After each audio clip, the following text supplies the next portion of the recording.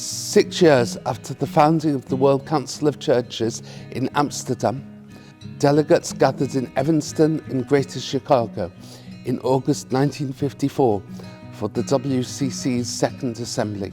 It was the first and only time that a WCC assembly has taken place in the United States, a country gripped at that time by the fear of communism, rivalry with the Soviet Union, and witnessing the stirrings of a civil rights movement to confront the racial segregation that disfigured the face of society. It was a time of growing international tensions. The Korean War had broken out in 1950 and had been ended by an uneasy truce in 1953 that left the Korean peninsula divided.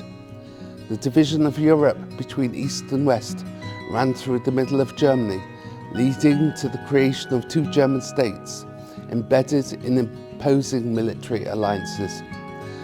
A period of anti-colonial struggles for national independence in Asia and Africa was symbolised by the defeat of France in Vietnam and the outbreak of the Algerian War of Independence.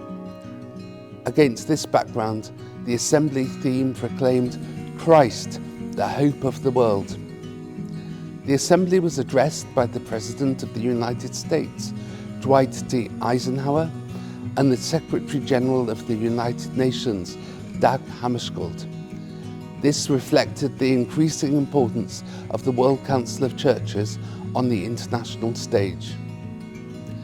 President Eisenhower challenged delegates to mobilize their communions for an intense act of faith that would summon Christians everywhere to the devotion, wisdom and stamina to work unceasingly for a just and lasting peace.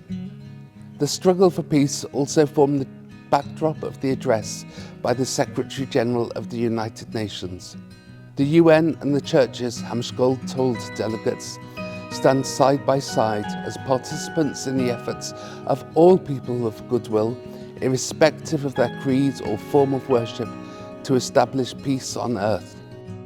In speaking for justice, truth and trust in public affairs, the churches may be a decisive force for good in international and national political life. Dag Hammarskjöld quoted from the report on the Assembly theme that the cross is that place at the centre of the world's history. He challenged delegates.